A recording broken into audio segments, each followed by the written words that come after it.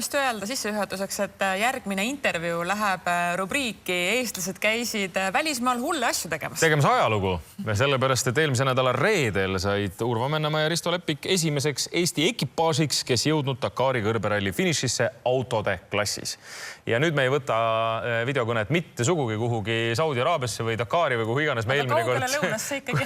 Ja, kuhu me eelmine kord viimati Urvoga rääksime, aga kaugele lõunasse Tartusse. Tere hommikust, Urvo! Tere hommikust! Palju õnne! Ma tänan.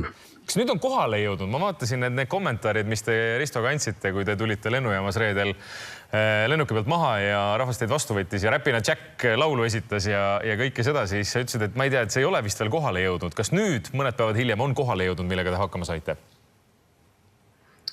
Vaikselt tuleb, jah. Et ega ta nagu selles mõttes, ega mis sa ikka oskad öelda, et see on nagu asi, kui see on juhtunud, siis ta on juhtunud ja siis sa nagu lihtsalt proovid nagu aktsepteerida, et nüüd on nagu hästi kõik ja proovid oma eluga edasi minna juba, et selles mõttes, et jah, kindlasti. Kas me võime teha palun mitte ralli inimestele ka sellise mini ABC kokkuvõtte, kust see sõit algas, kust see sõit lõppes ja mida sinna kõike vahele jäi? Jah, hästi lühidalt siis põhimõtteliselt Dakari ralli toimub nüüd viimastel aastatel Saudi Araabias. Sõidame kokku umbes 8000 kilomeetrit seal, millest siis kiiruskatseid oli see aasta üle 5000. Võistlus on katsed umbes 2 nädalat sõidame seal, et siis kokku oli vist see aasta meil küll 13 katset või 13 päeva sõitsime pluss proloog, et laias aastas 2 nädalat on siis katsed. Iga päev läbime siis 400-500 kilomeetri kiiruskatset ja siis mõni 100 kilomeetrit üle sõita. Ja maastik on hästi mitmekäsine, et ei ole tegemist nagu ralliga mööda sellist ilusat kruusateed pidi, vaid ikkagi raske maastik, kivid, kaljud, liivatüünid ja kõik see muu, mis seal vahel on. Ja eriliseks teeb ka siis võib-olla see, et ta on, võiks öelda, et arvatavasti üks maailma kõige suuremaid autospordi või motospordi võistlusi, sest osalevad ka mootorratturid ja autod samal ajal.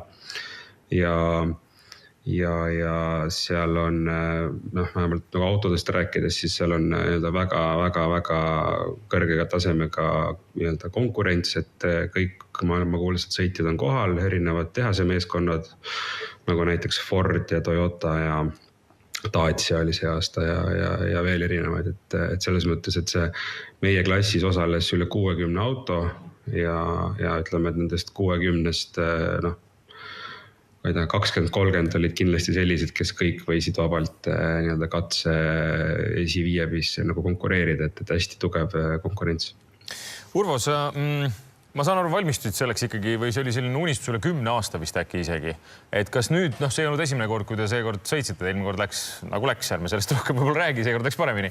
Aga oli see siis midagi sellist, mida sa kujutasid ette ikkagi? Või on Dakari ralli midagi sellist, milleks ei olegi võimalik kuskil siin Eestis valmistuda, et see reaalsus saabub ikkagi siis, kui sa kohal oled? Ja, et selles mõttes me oleme varasemalt, ettevalmistuse käigus me ju osalesime mingitel teistel võistlustel ka ja väiksematel rohkem amatööri kategooriaga sõit. Aga need ikkagi ei ole võrreldavad, sellepärast, et Dakaril esiteks on need päevad on ikkagi oluliselt pikemad, et ühelgi teisel võistlusel tegelikult ei ole nii pikki katseid, ei ole nii pikad, nagu kogu võistluse formaat ei ole nii pikk. Ja selles mõttes, et kuna see oli meie jooks juba 3. kord Dakaril käia ja esimene aasta meil õnnestus ikka päris palju katseid läbida, et mõni üksiki lõpust puudu, et siis meil tegelikult oli nagu see Dakari kogemus oli kindlasti olemas, et me nüüd see aasta võib-olla oligi see, et me nagu olime vähem üllatunud, mis meid ees ootab, et me tegelikult teadsime väga hästi ja kuna meil oli ka see korralik taustajõud olemas, siis läks see kõik nagu väga loomulikku teed pidi, et ei olnud sellist avastust. Urvo, palun räägi natukene ka sellest ralli olme poolest, et ma ei tea, mida te ja millal te sööte ja kuidas te saad duši all ja kõik muud taolist? No see on jälle selline ajas, nagu ikka, kõik asjad lähevad mugavamaks, et ka Dakari ralli, et vanasti ikkagi inimesed osalid seal telkides hommikust õhtuni ja tegid ise omas lõkke peal süüa, siis tänapäeval on see asi ikka lihtsamaks teinud, et meie elasime ikkagi matkaautos ja ja meil oli seal oma dušš ja muud võimalused olemas ja lisaks meeskonna poolt oli meil siis eraldi catering ja kokad kaasas, kes tegid meile süüa seal hommikul ja õhtul ja lõuna all ja päeval, kui me võistleme, siis me muidugi sööme autos võib-olla mingi batoonikese ja õhtul siis aga hommikul ja õhtusöök veel põhiline. Ja siis oli meil meeskonnas ka veel füsioterapeudid, kes siis vajadusel kangeid kaelasid või selgasid ja aitasid sirgu tõmmata.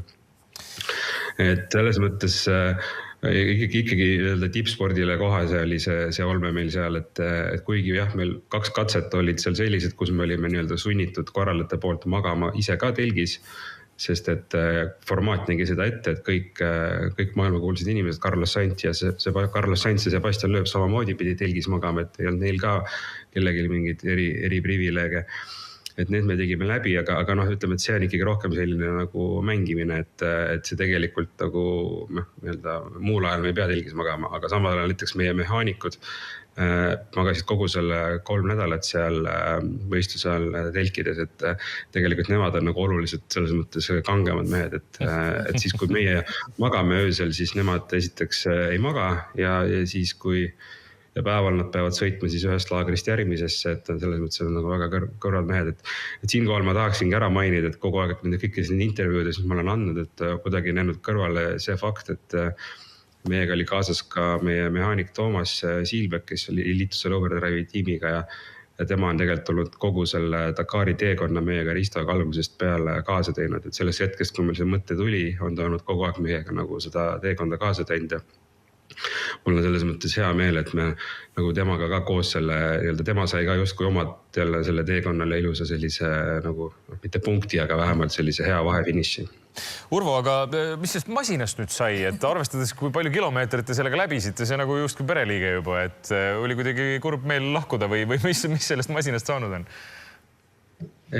No ta jääb ikkagi praegu vist maha sinna Saudi Araabiasse, aga ta tuleb tagasi Euroopasse peatselt ja ma arvan, et me ikkagi tooks ta koju ära, et natukene aega ja siis mõtleme edasi, mis me temaga teeme, et kuna see auto on nagu täpselt selle asja jaoks ehitatud, siis nagu ma saan öelda, et ega ta ei jätnud nagu lõpus mingit muljet, et ta nagu kuidagi ära oleks hakanud väsima või midagi, et selles ega ta viimasel katsel oli samasugune tunne seal nagu esimesel katsel, et ei kolisenud ja logisenud kuskilt midagi rohkemat, et ma arvan, et sellel autol on vähemalt mitu Dakari veel ees, et et ma ei tea, seda ma ei tea, kas mina temaga lähen, aga keegi kindlasti läheb. Ja Urvo, mis nüüd edasi saab? Kas nüüd on kuidagi tühi tunne, et see unistus on nüüd täidetud, tehtud või valmistud sa juba järgmiseks?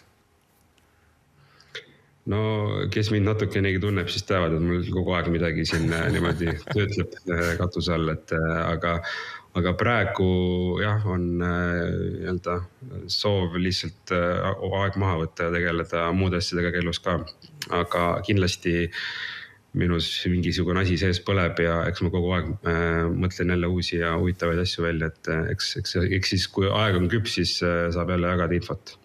Suurepärane. Aga suur aitäh, Urvo!